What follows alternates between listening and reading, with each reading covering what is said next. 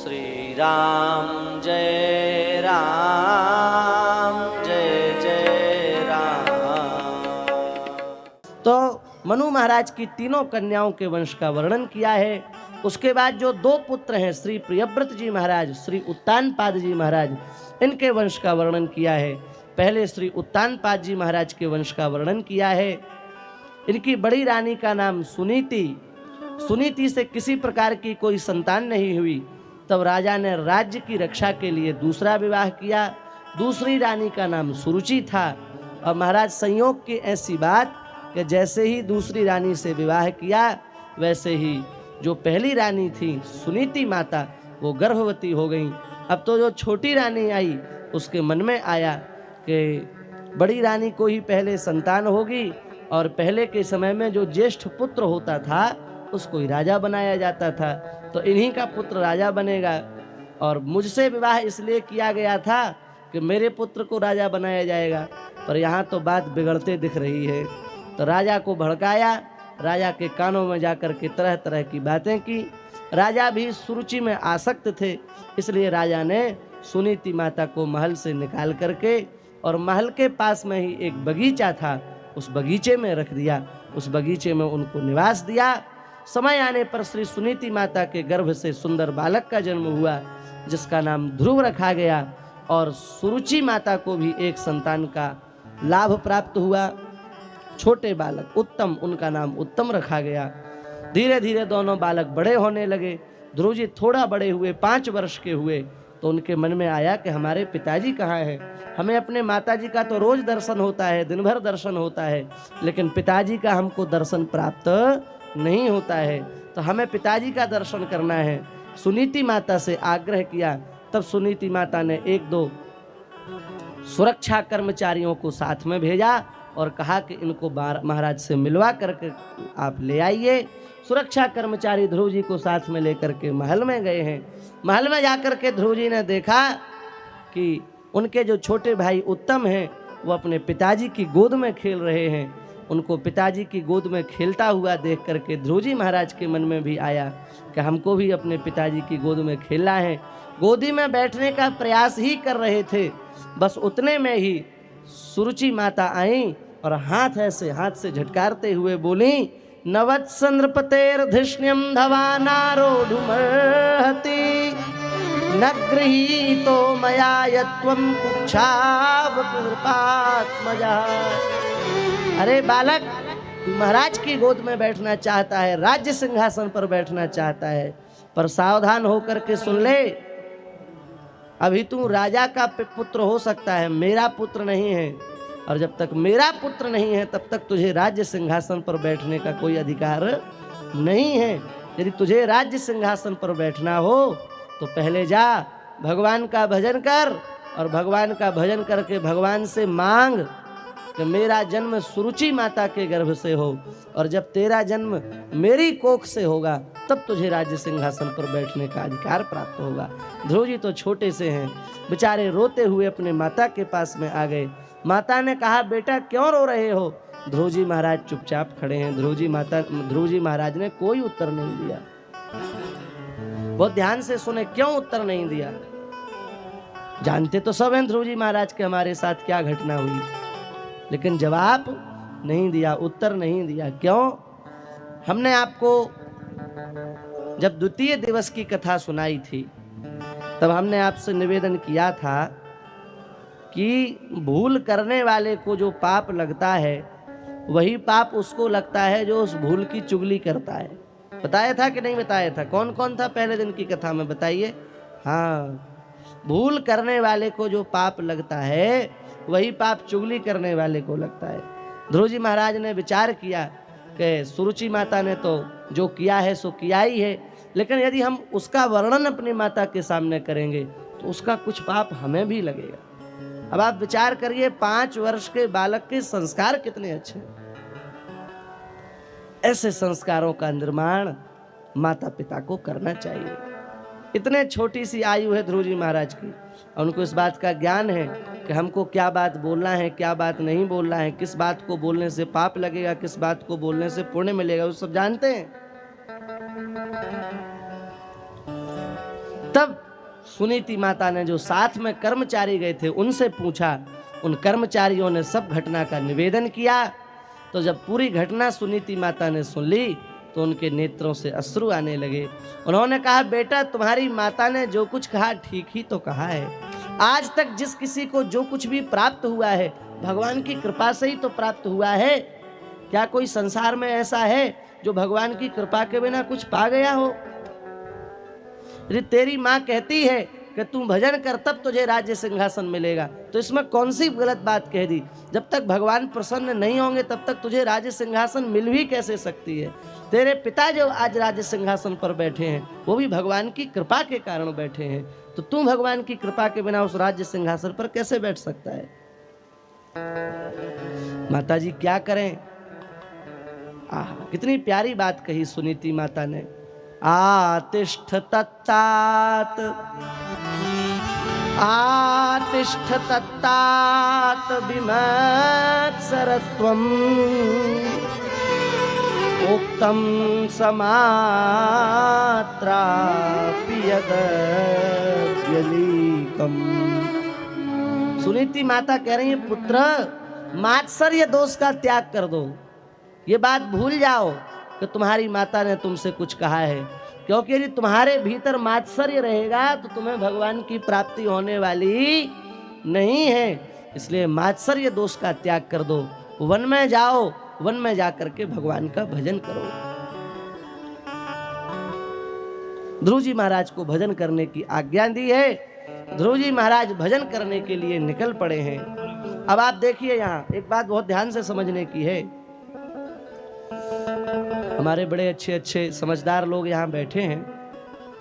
सुनीति माता ने 5 वर्ष के पुत्र को वन के लिए छोड़ दिया। यदि वे चाहती तो क्या ध्रुव जी के साथ नहीं जा सकती थी? जा सकती थी, अधिकार भी है। हमारा छोटा सा बालक जंगल में जा रहा है, माता का अधिकार है कि अपने पुत्र की सुरक्षा के लिए, सेवा के लिए जा सकती है साथ में। पर सुनीति माता नहीं गई। क्यों? क्योंकि भारतीय समाज में, भारतीय हिंदू संस्कृति में किसी भी स्थिति में पति का त्याग और पति को छोड़ करके चले जाना, इसको महापाप बताया गया है। इसलिए सुनीति माता अपने इतने नन्हे से ध्रुव जी को उन्होंने वन में भेज दिया, पर वो साथ नहीं गई। ये जो भारत में दुर्व्यवस्था चली है, ये सब दुर्व्यवस्था अंग्रेजों के प्रभाव के कारण, मिलेच्छों के प्रभाव के कारण जो दुर्व्यवस्था यहाँ चल गई है। अब हमको ज्यादा बोलने की आवश्यकता नहीं, आप लोग समझ ही गए हैं। 3 बार एक शब्द को दोहराओ और छोड़ दो। ये जो दुर्व्यवस्था है ये भारतीय संस्कृति की व्यवस्था नहीं है। सुनीति माता ने उत्तानपाद जी का त्याग नहीं किया, ध्रुव जी को वन में भेज दिया और स्वयं वहीं रही, उसी बगीचे में रही। ये है। ध्रुव जी महाराज निकल पड़े। नारद जी महाराज ने देखा कि कोई जीव भगवान के सन्मुख हो रहा है तो बिना गुरु के काम तो बनेगा नहीं, इसलिए नारद जी महाराज आ गए। ध्रुव जी से कहा, ध्रुव जी कहाँ जा रहे हो? बोले हम भजन करने के लिए जा रहे हैं। अरे बोले बेटा, ये तो तुम्हारी खाने पीने की आयु है, खेलने की आयु है, इस आयु में भजन करने जा रहे हो? ध्रुव जी ने कहा, महाराज जी पहले आप ये बताइए आप हैं कौन? नारद जी बोले, बेटा हमारा नाम नारद है। नारद जी हैं आप? हाँ। तत्काल प्रणाम किया। बोले हमको प्रणाम क्यों किया? बोले हमारे माता ने संस्कार दिए हैं, कोई संत मिले तो प्रणाम करना। लेकिन महाराज जी हमको आप पर संदेह हो रहा, हमें लगता नहीं कि आप नारद जी हो। ध्रुव जी ने तोतली वाणी में कहा, क्यों बच्चा? बोले हमारी माता जी ने कहा था कि नारद जी कोई भगवान के भजन में लगता है तो उसको बढ़ावा देते हैं, उसको प्रोत्साहित करते हैं, उसका मनोबल बढ़ाते हैं, और हम भजन करने जा रहे हैं तो आप कह रहे हैं कि ये तुम्हारी खेलने की उम्र है, खाने की उम्र है, कहाँ जंगल में भटकोगे? तो हमको लग रहा है कहीं आप नारद जी के रूप में नकली नारद जी तो नहीं है। नारद जी हंसने लगे, बोले वत्स हम तो तुम्हारी परीक्षा ले रहे थे कि तुम्हारा संकल्प कितना पक्का है, तुम्हारा भाव कितना पक्का है। तुम्हारा भाव बहुत दृढ़ है, अब जाओ, भगवान का नाम तुम्हारे साथ है और भगवान तुम्हारे साथ हैं। अब त्रिलोक में तुम्हारा कोई अमंगल नहीं कर सकता। मथुरा में जाकर के भगवान के नाम का प्रेम पूर्वक आश्रय लो, भगवान के नाम का जप करो, भगवान तुम्हारे सभी मनोरथों को पूर्ण कर देंगे। इतनी प्यारी बात कही। हरि का भजन करो, हरि है हमारा, हरि का भजन करो, हरि है हमारा, हरि का भजन करो, हरि है हमारा, हरि का भजन करो, हरि है हमारा, हरि के भजन बिना, हरि के भजन बिना, हरि के भजन बिना, हरि के भजन बिना, होवे ना गुजारा, हरि का भजन करो, हरि है हमारा, हरि का भजन करो, हरि है हमारा।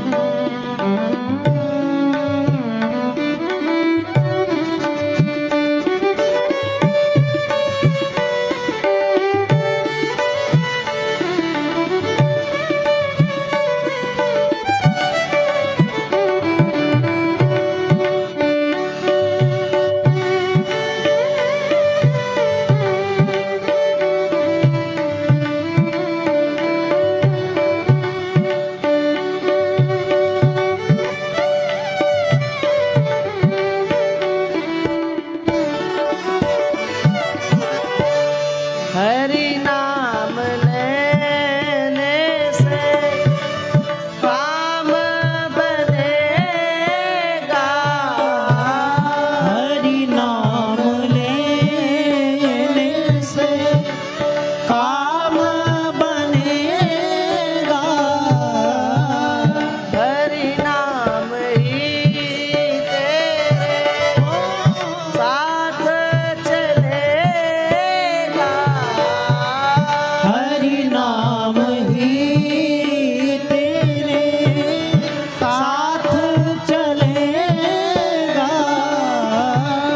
हरि नाम लेने वाला, हरि नाम लेने वाला, कृष्ण नाम लेने वाला, कृष्ण नाम लेने वाला, राम नाम लेने वाला, राम नाम लेने वाला, हरि का है प्यारा, हरि का भजन करो, हरि है हमारा, हरि का भजन करो, हरि है हमारा, हरि का भजन करो, हरि है हमारा,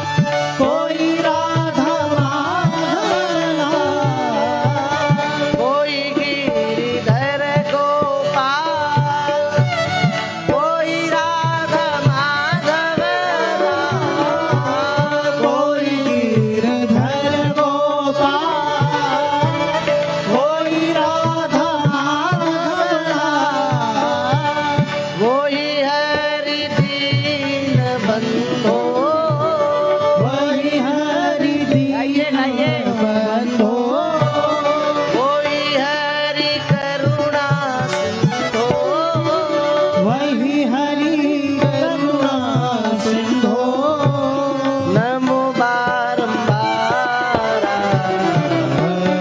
हरि का भजन करो, हरि है हमारा। हरि का भजन करो, हरि है हमारा। हरि का भजन करो, हरि है हरि का भजन करो, हरि है हमारा।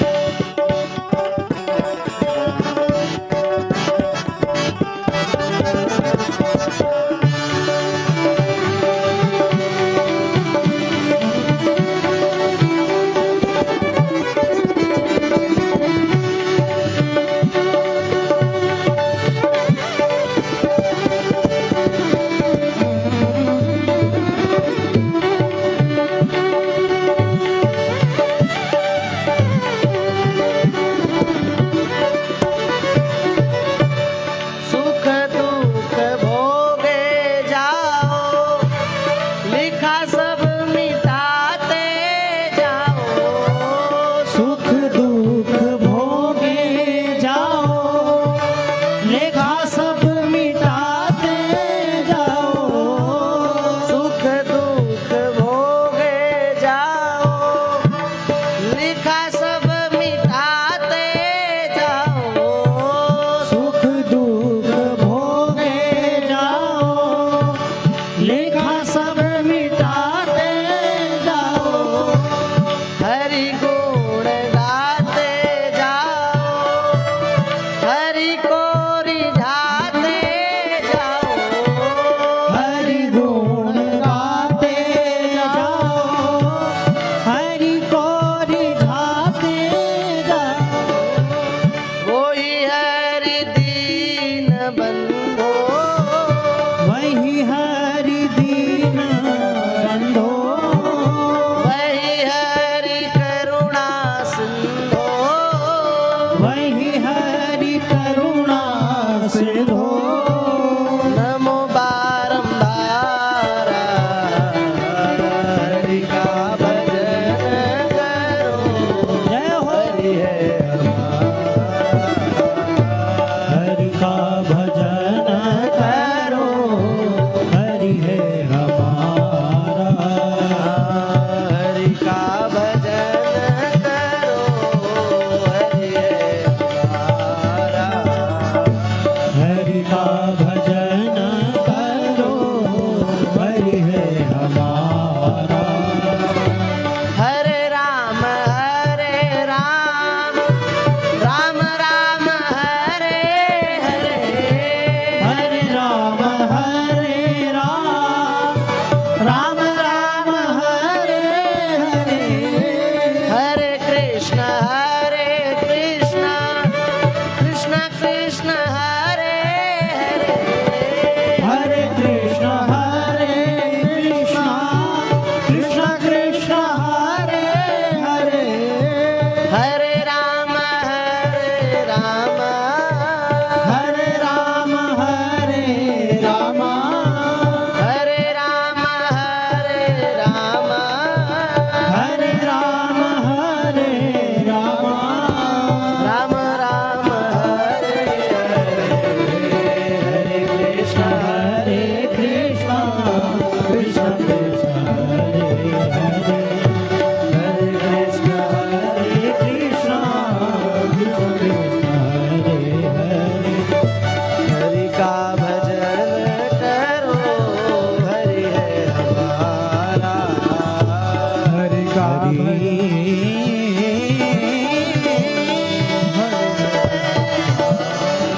हरि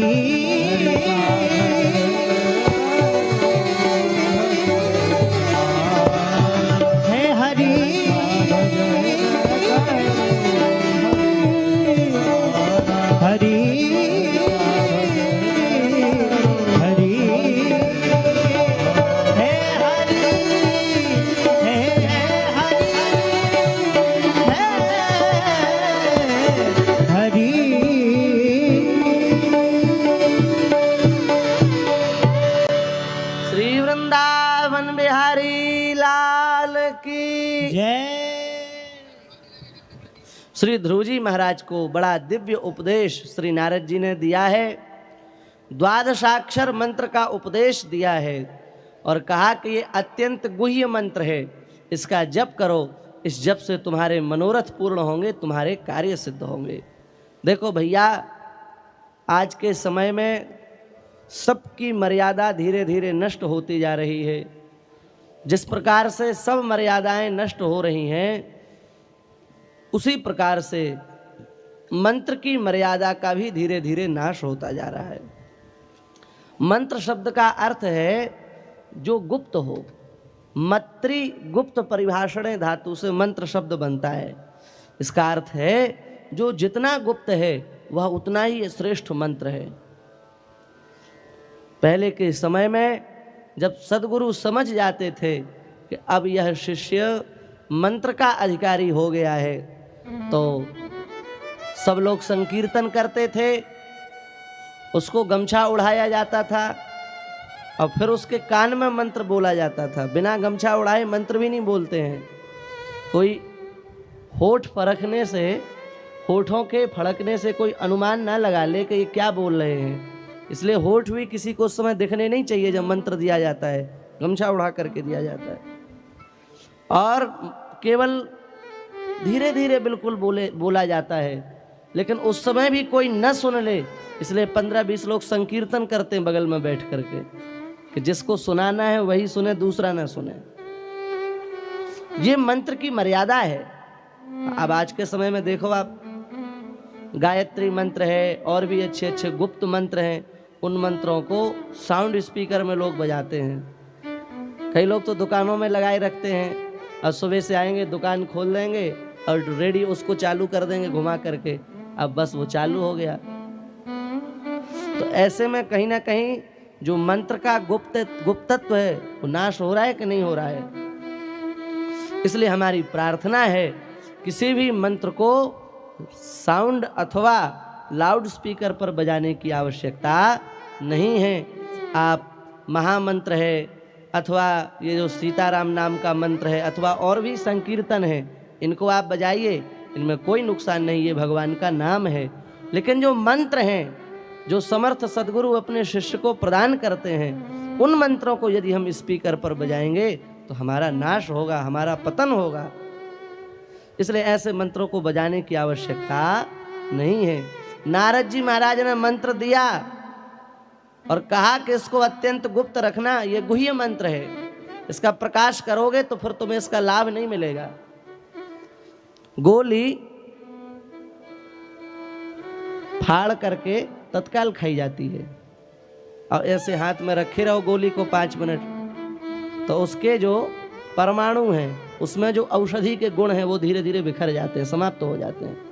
ऐसा ही मंत्र है।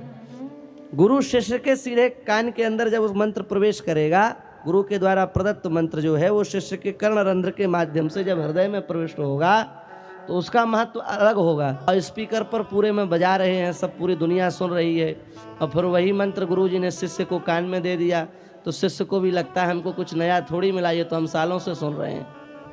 उसका महत्व जो है खत्म हो जाता उस मंत्र के प्रति। इसलिए फुरिय मंत्र जो करिए दुराऊ, जब मंत्र को गुप्त रखा जाता है तो वह अपना प्रभाव दिखाता है। मंत्र को गुप्त रखना चाहिए।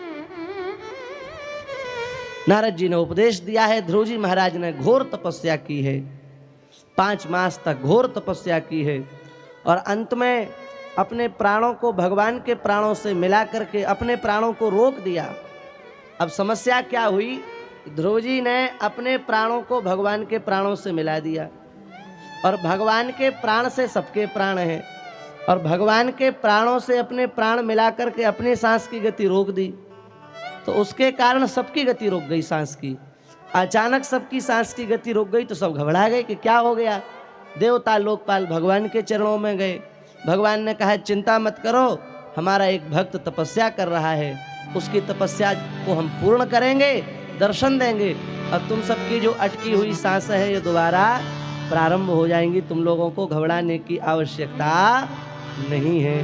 उसके बाद भगवान वैकुंठ से निकले हैं, निकल करके ब्रह्मलोक आए, ब्रह्मलोक से स्वर्गलोक आए, स्वर्गलोक से पृथ्वीलोक आए, और पृथ्वीलोक में आकर के जहाँ श्री ध्रुव जी महाराज तपस्या कर रहे हैं मधुवन में, वहां आकर के ध्रुव जी के सामने खड़े हो गए। यहाँ एक विशेष बात आपको बता रहे हैं हम, भगवान चाहते तो वैकुंठ से सीधे लुप्त होते और सीधे ध्रुव जी के सामने खड़े हो जाते। ऐसा कर सकते हैं कि नहीं कर सकते हैं? ये पूरी यात्रा करके आने की क्या आवश्यकता है? ब्रह्मा जी के लोक में गए, फिर पितरों के लोक में गए, फिर देवताओं के लोक में गए, तब पृथ्वी लोक में आए। इतना लंबा चक्कर काटने की भगवान को क्या जरूरत थी? जैसे भक्त भगवान के गुणों को गाता है, जैसे हम यहाँ बैठ करके भगवान के गुणों को गा रहे हैं, आप लोग इतनी संख्या में भगवान के गुणों को सुन रहे हैं, ऐसे ही भगवान भी अपने भक्त का गुण गाते हैं और भक्त के गुण को संपूर्ण विश्व में प्रकाशित करते हैं। भगवान चाहते तो सीधे वहां से लुप्त होकर के यहाँ प्रकट हो जाते, लेकिन भगवान ब्रह्मलोक में गए। ब्रह्मलोक में जाकर के ब्रह्मा जी से बताया, देखो मेरा भक्त कैसी घोर तपस्या कर रहा है। फिर पितृलोक में आए, फिर पितृलोक में आकर के पितरों से बताया, देखो मेरा भक्त कितनी घोर तपस्या कर रहा है। उसके बाद इंद्रलोक में आए, देवराज इंद्र को बताया कि देखो मेरा भक्त कैसी तपस्या कर रहा है। मतलब भक्त के भजन की पताका को पूरे ब्रह्मांड में फहराते हुए भगवान आए हैं और ध्रुव जी महाराज के सामने खड़े हो गए। और एक और विशेष बात, जो पूछता कहाँ जा रहे हैं, तो भगवान कहते अपने भक्त का दर्शन करने के लिए। हर जगह भगवान भक्त को दर्शन देने के लिए जाते हैं, पर धन्य है ध्रुव जी महाराज, यहाँ भगवान ध्रुव जी महाराज को दर्शन देने नहीं आ रहे हैं, ध्रुव जी महाराज का दर्शन करने आ रहे हैं। और इसमें भागवत प्रमाण है, हम झूठ नहीं बोल रहे हैं। भागवत में लिखा है, मधोर वनम भृत्य दिदृक्षया गतः। भगवान अपने भक्त की दिदृक्षया, दिदृक्षया अर्थात देखने की इच्छा से भगवान आए हैं, दर्शन देने नहीं आए हैं, दर्शन लेने आए हैं। ये भगवान का भाव है। ध्रुव जी महाराज नेत्र ही नहीं खोल रहे हैं। क्यों? क्योंकि जो स्वरूप बाहर है वही स्वरूप ध्रुव जी महाराज के हृदय में प्रकाशित हो रहा है। ध्रुव जी महाराज सोचते हैं कि हम आँख खोलें और फिर बंद करें, तो कहीं ऐसा ना हो कि हम जिसका ध्यान कर रहे हैं वो भाव, वो चित्र हमारे हृदय से लुप्त हो जाए, इसलिए वो आँख ही नहीं खोल रहे हैं, बड़े प्रेम से उसका स्मरण कर रहे हैं। भगवान समझ गए कि हम तो खड़े रहेंगे, ये तो नेत्र ही नहीं खोलेंगे, क्योंकि जो मेरा स्वरूप है वो इनके हृदय में जगमगा रहा है। तो भगवान ने ध्रुव जी महाराज के हृदय में से अपने स्वरूप को छिपा लिया, और जैसे ही स्वरूप को वहाँ से लुप्त किया, ध्रुव जी महाराज व्याकुल हो गए कि हम जिस स्वरूप का दर्शन कर पा रहे थे वो स्वरूप कहाँ चला गया। तो जल्दी जल्दी नेत्र खोले, तो जो स्वरूप अंदर देख रहे थे ध्रुव जी महाराज, वही परात्पर परब्रह्म सर्वेश्वर सच्चिदानंद भगवान ध्रुव जी महाराज के सामने खड़े हैं। ध्रुव जी महाराज बड़े प्रसन्न हो गए, विचार करने लगे कि हम क्या करें। काखा गागा भी पढ़ करके नहीं आए, हम भगवान की क्या स्तुति करें, क्या प्रार्थना करें, कहाँ से प्रारंभ करें, कहाँ समाप्त करें, कैसे भगवान के गुणों का गान करें। छोटे से ध्रुव जी कुछ समझ नहीं पा रहे हैं। बस ध्रुव जी तो यही सोच रहे हैं कि इनको अपने आंखों के माध्यम से अपने हृदय में उतार लूं, हैं, इनको कैसे अपने अंदर समेट करके रख लूं, ये ध्रुव जी मन में विचार कर रहे हैं। दर्शन भगवान का कैसे करना है, ये ध्रुव जी से सीखिए। ऐसा दर्शन करते हैं ध्रुव जी भगवान का, मानो अपने नेत्रों के गोलक के माध्यम से भगवान को अपने अंदर उतार लेंगे। अब कई लोग मंदिर में जाते हैं, हाँ यहाँ पंखा तो बहुत अच्छा लगा है, हाँ यहाँ ये झूलर भी बहुत अच्छी जल रही है, ये लाइट भी बहुत अच्छी है, और व्यवस्थाएं भी बहुत अच्छी हैं, और ये देखो चांदी का मुकुट है, सोने की बांसुरी, ये देखते हैं, अब भगवान को देखते नहीं। समस्या है कि नहीं है? भगवान के सामने जावे तो नख से सिख तक भगवान का दर्शन करे, सिख से नख तक भगवान का दर्शन करे, नेत्र भगवान के सामने से हटे नहीं, ऐसा दर्शन करना चाहिए, है? वहां जाकर के लाइट, पंखा, बिजली, चमक धमक, झूमर, भीड़ भाड़, इसका दर्शन नहीं करना चाहिए। इसका दर्शन तो कहीं भी हो सकता है, भगवान का दर्शन करना चाहिए। हमारे एक बड़े अच्छे महापुरुष हुए वृंदावन में, उनके दोनों नेत्र नहीं थे, वो रोज बिहारी जी में जाकर के भगवान का दर्शन करते थे। आंखें नहीं थीं, पर एक ब्रह्मचारी को पकड़ते और उससे कहते कि हमको बिहारी जी का दर्शन कराने ले चलो। तो ब्रह्मचारी उनको ले जाता। तो मंदिर में एक किनारे कहीं कोने में खड़े हो जाते जहाँ भीड़ नहीं होती, और वहाँ से आधे आधे घंटा, एक एक घंटा बिहारी जी की तरफ देखते रहते। अब उनके नेत्र तो थे नहीं, तो वो तो भगवान का दर्शन कर नहीं सकते। तो एक दिन किसी ने उनसे प्रश्न किया कि महाराज जी, आपके तो नेत्र नहीं हैं, आप आधे आधे घंटे भगवान की ओर क्या देखते रहते हैं, क्या सोचते हैं, क्या विचार करते हैं, किसका ध्यान करते हैं? महाराज जी ने कहा, बच्चा, हम रोज आते हैं और रोज आकर के भगवान का दर्शन करते हैं, और भगवान को पता है कि इसको दिखता नहीं है, तो कभी कृपा करके भगवान हमारी ओर देख लेंगे और भगवान हमारी ओर नेत्र झुका लेंगे तो हमारा जीवन सफल हो जाएगा, हमारा यहाँ आना सफल हो जाएगा, हमारा मनुष्य जन्म सफल हो जाएगा। हम भगवान को नहीं देख पा रहे हैं तो क्या हुआ, कम से कम बिहारी जी तो हमको देख रहे हैं, भगवान तो हमको देख रहे हैं। ऐसा उनका भाव। हम लोगों की दो दो आंखें हैं, फिर भी भगवान का दर्शन नहीं करते ध्यान से, ये दोष है। इसलिए ध्रुव जी महाराज बड़े प्रेम से भगवान का दर्शन कर रहे हैं। भगवान समझ गए कि ध्रुव जी महाराज कुछ बोलना चाहते हैं, पर बेचारे बोल नहीं पा रहे हैं। क्यों? पढ़ाई की नहीं, पढ़ाई की अवस्था में जंगल चले आए भजन करने के लिए, तो पढ़ने का समय ही नहीं मिला। तो अपने शंख का भगवान ने कपोल से स्पर्श कराया। ध्रुव जी महाराज के कपोल में अपने शंख का स्पर्श कराया है। और शास्त्रों में लिखा है, कपोले वसती वाणी, कपोल में वाणी का वास होता है। तो जैसे ही कपोल से शंख का स्पर्श कराया तो ध्रुव जी की सोई हुई जो वाणी थी वो जागृत हो गई, और ध्रुव जी महाराज ने भगवान की बड़ी प्यारी स्तुति की है। इतनी प्यारी प्यारी स्तुतियां हैं कि छोड़ने का भी मन नहीं करता, और कहने लगे तो समय नहीं है, इसलिए एक श्लोक बोल देते हैं केवल। भक्तिम मुहुः प्रवहताम त्वयि में प्रसंगो भूयादनंत महता ममलाशयानां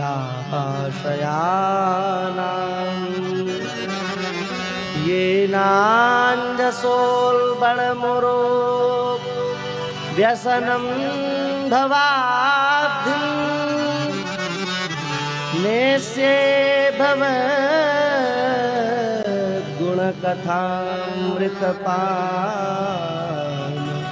मत्ता। हे भगवान, हम आपसे यही प्रार्थना करते हैं, जैसे हमारे आपके चरणों में अभी प्रेम है, ऐसा प्रेम हमारा सदा सर्वदा आपके चरण कमलों में बना रहे। आपके प्रेम को जिन्होंने मुझे प्रदान किया है, ऐसे संतों से मेरा प्रेम सदा सर्वदा बना रहे। क्योंकि यदि संतों की कृपा नहीं होती तो आज आप हमें प्राप्त नहीं होते। यदि नारद जी महाराज की कृपा नहीं होती तो आज आप हमें प्राप्त नहीं होते। आज आप हमें प्राप्त भय हैं नारद जी महाराज की कृपा से। इसलिए भगवान संतों से प्रेम बना रहे, भक्तों से प्रेम बना रहे, बस हम यही चाहते हैं। क्योंकि ये बना रहेगा तब आपकी प्राप्ति हो सकेगी, तब हम आपके निकट हो पाएंगे। बड़ी दिव्य स्तुति की है। भगवान ने कहा, ध्रुव जी आप चिंता मत करो, अब आप लौट करके जाओ। 36,000 वर्ष तक आप राज्य करोगे, उसके बाद मेरे दुर्लभ पद को, जैसे बड़े बड़े योगींद्र मुनींद्र भी जिस पद के लिए लालायित रहते हैं, तरसते रहते हैं, वह पद तुमको प्राप्त होगा। भगवान ने आशीर्वाद दिया है। ध्रुव जी महाराज ने प्रणाम किया, लौट करके आ रहे हैं। नारद जी ने उत्तानपाद को जाकर के समाचार दिया है कि श्री ध्रुव जी महाराज पधार रहे हैं। अब तो पूरा नगर ध्रुव जी महाराज की स्वागत के लिए आगे आया है। जिन सुरुचि माता ने धक्का दे करके एक तरफ कर दिया था, वो सुरुचि माता स्वागत करने के लिए आई हैं। सुरुचि माता के धक्का देने पर जिन उत्तानपाद ने उनका बिल्कुल विरोध नहीं किया था, वो उत्तानपाद आज ध्रुव जी के स्वागत के लिए आए हैं। पूरी प्रजा श्री ध्रुव जी महाराज के स्वागत के लिए आई है। इसका मतलब क्या हुआ? इसका मतलब यह हुआ, यस्य प्रसन्नो भगवान गुणमैत्र्यादिभिर्हरिः तस्मै नमन्ति भूतानि निम्नमाप इव स्वयं। जैसे समुद्र को किसी नदी की अपेक्षा नहीं है, फिर भी संपूर्ण समस्त छोटी बड़ी नदियां अपने आप समुद्र में जाकर के मिल जाती हैं। इसी प्रकार से भगवान जिस पर कृपा कर देते हैं उस भक्त को संसार में किसी की अपेक्षा नहीं होती, पर फिर भी पूरा संसार आकर के उसके चरणों में नतमस्तक हो जाता है, उसके चरणों में अपने आप को समर्पित कर देता है, क्योंकि उस पर भगवान की कृपा हो गई है। इसी बात को गोस्वामी तुलसीदास जी महाराज कह रहे हैं, जा पर कृपा राम की होई, जा पर कृपा राम की हो, जा पर कृपा राम की होई, जा पर कृपा राम की हो, ता पर कृपा करे सब कोई, ता पर कृपा करे सब कोई, ता पर कृपा करे सबको, पर कृपा करे सबको। जिस पर भगवान की कृपा हो जाती है संपूर्ण संसार उसके चरणों में नतमस्तक हो जाता है। माता सुनीति आई हैं, ध्रुव जी महाराज ने चरणों में प्रणाम किया है। सुनीति माता बड़ी प्रसन्न भई हैं। पुत्र का जिस गर्भवास की पीड़ा, जिस गर्भ की पीड़ा माता अनुभव करती है और पुत्र को जन्म देती है, वह आज मेरी पीड़ा सफल हुई और मेरा पुत्र देना सार्थक हो गया। क्यों? क्योंकि मेरा पुत्र भगवान में लग गया।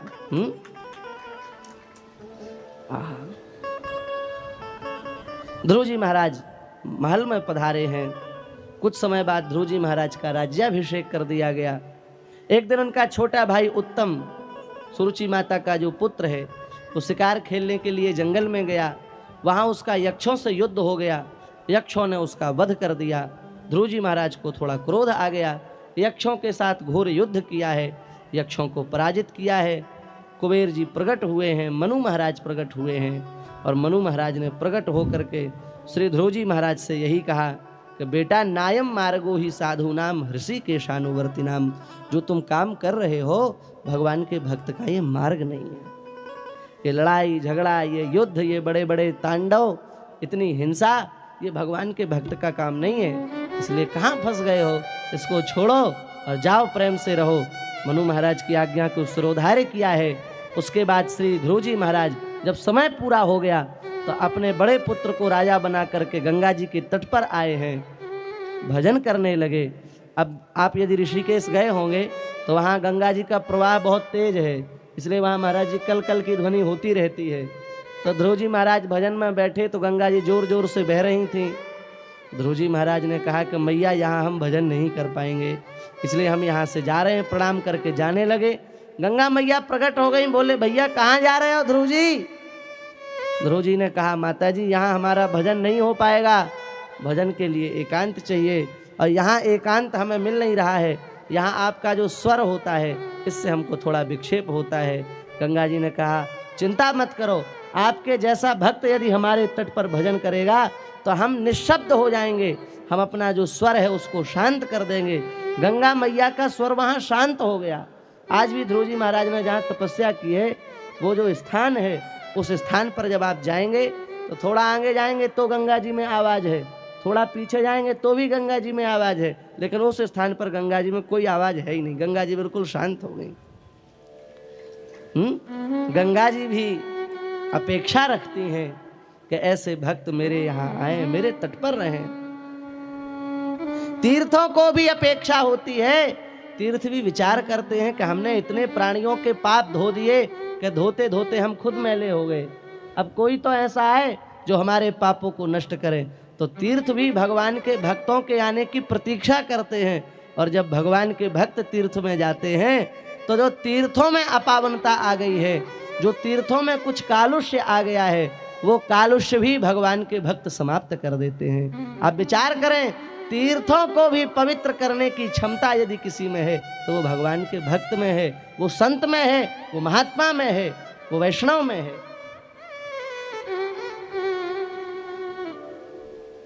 यहाँ का समय ध्रुव जी महाराज का पूरा हो गया। विमान आया ध्रुव जी विमान में बैठने लगे, मृत्यु देवता प्रकट हो गए। बोले महाराज हमारी आज्ञा के बिना तो यहाँ से कोई जा ही नहीं सकता। इस लोक का नाम मृत्यु लोक है, यहाँ हम ही यहाँ के राजा हैं। आप ऐसे ही जा रहे हैं, लेकिन आप भक्त हैं, आप पर हमारा बस नहीं है, जबरदस्ती आपसे नहीं करेंगे। आप बस हमारे सिर पर पैर रख दो, हमारा कल्याण हो जाएगा। हमारे सिर पर पैर रख करके विमान में चढ़ें, सीधे विमान में मत चढ़ें। ध्रुव जी महाराज ने मृत्यु देवता के मस्तक पर सिर रखा है, पैर रखा है, और पैर रख करके ध्रुव जी विमान पर बैठे हैं। और विमान पर बैठते समय ध्रुव जी को थोड़ा कष्ट हुआ। आप कहेंगे कष्ट क्यों हुआ ध्रुव जी महाराज को? भगवान के धाम जा रहे हैं, उन्हें तो प्रसन्नता होना चाहिए, कष्ट क्यों है? महाराज जी कष्ट इसलिए है कि ऋषिकेश में जब ध्रुव जी महाराज भजन करते हैं तो भजन करने के बाद में कुछ महात्माओं को बैठा करके ध्रुव जी महाराज सत्संग करते थे। ध्रुव जी महाराज विचार कर रहे हैं कि आज हम भगवान के यहाँ चले जाएंगे, अब हम सत्संग कहाँ करेंगे? सत्संग छूटने का दुख ध्रुव जी महाराज को व्याप्त हो रहा है। राम बुलावा भेजिया, दिया कबीरा रोय, जो सुख यहाँ सत्संग में, सो वैकुंठ न हो। जो सुख यहाँ सत्संग में, सो वैकुंठ न हो। जो सुख यहाँ सत्संग में प्राप्त हो रहा है वो सुख वैकुंठ में भी नहीं है। लेकिन भैया जाना तो सबको ही पड़ता है। ध्रुव जी महाराज जा रहे हैं, जाते जाते उनको अपनी माताजी की याद आई। बोले जिन माताजी ने हमें भजन में लगाया वो माताजी कहाँ है? बहुत ध्यान से सुने। ध्रुव जी महाराज को माता की स्मृति हुई कि जिन माता की कृपा से हमको भगवान मिले, जिस माता की कृपा से हम भगवान के धाम जा रहे हैं, वो माता मेरी कहाँ है? पार्षदों ने कहा आपके जैसे भक्त को जो उत्पन्न करे वो माता क्या पीछे रह सकती है? ध्रुव जी महाराज जरा आंख उठा करके देखिए, वो जो आगे विमान जा रहा है वो आपकी माता का विमान जा रहा है। आपकी माता आगे आगे भगवान के धाम को जा रही हैं और आप पीछे पीछे भगवान के धाम को जा रहे हैं। भैया अपने बालकों को उत्तम संस्कार आप देंगे और कदाचित वो भगवान के भजन में लग करके भगवान को प्राप्त कर लेंगे। बस आपका उद्धार अपने आप हो जाएगा, उनके भजन के प्रभाव से आपका उद्धार हो जाएगा। आप पीछे रहने वाले, आपकी माता पीछे रहने वाली नहीं है, आगे आगे जा रही है। ये है इसलिए सुमित्रा माता जब लक्ष्मण जी आज्ञा लेने के लिए गए हैं सुमित्रा माता से कि माता आप आज्ञा दीजिए हम राम जी के साथ जाएं कि न जाएं, तो सुमित्रा माता ने वहां क्या कहा? पुत्रवती जुवती जग सोई, रघुपति भगत जासु सुत होई। बेटा संसार में वही माता माता कहलाने के योग्य है जिसका पुत्र राम जी के चरणों का सेवक है, नहीं तो उस माता को माता कहलाने का अधिकार नहीं है। वो कैसी माता है? इसने अपने पुत्र को राम जी के चरणों का दास नहीं बनाया, सेवक नहीं बनाया। ये है इसलिए जननी जने तो भक्त जन, दानवीर या सूर, नहीं तो जननी बांझ भली, काहे गवावे। बहुत प्यारा श्री ध्रुव जी महाराज का चरित्र है।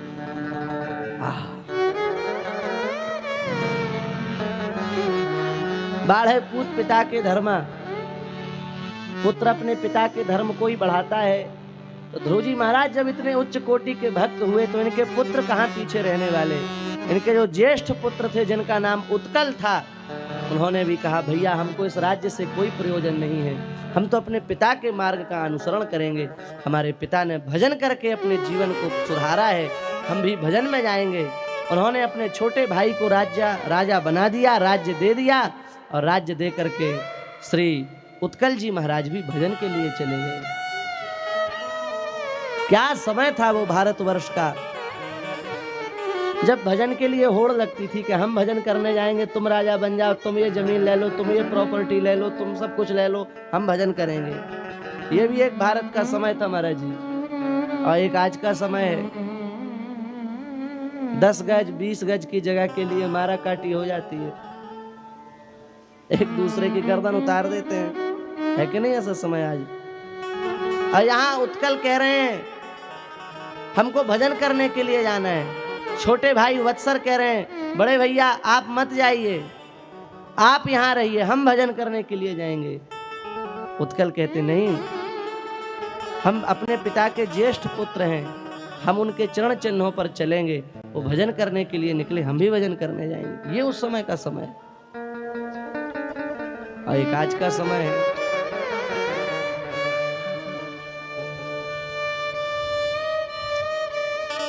ऐसा भारतवर्ष का इतिहास है। 250 वर्ष पहले तक महाराज जी भारतवर्ष में किसी के घर में ताला नहीं होता था। क्यों? क्योंकि कोई चोर ही नहीं है तो ताला क्यों लगाएं? ताला तब लगाया जाता है जब घर में चोर, जब आसपास चोर हो, गांव पड़ोस में चोर हो, उस समय कोई चोर ही नहीं है। क्यों चोर नहीं है? क्योंकि किसी को किसी वस्तु की कमी नहीं है तो चोरी क्यों करेगा? चोरी व्यक्ति अभाव में करता है, जब अभाव ही नहीं है तो चोरी किस बात की करेगा? अब देखो आप राम जी का चरित्र देखो, जनकपुर गए हैं, माली से पूछ रहे हैं फूल तोड़ें कि ना तोड़ें।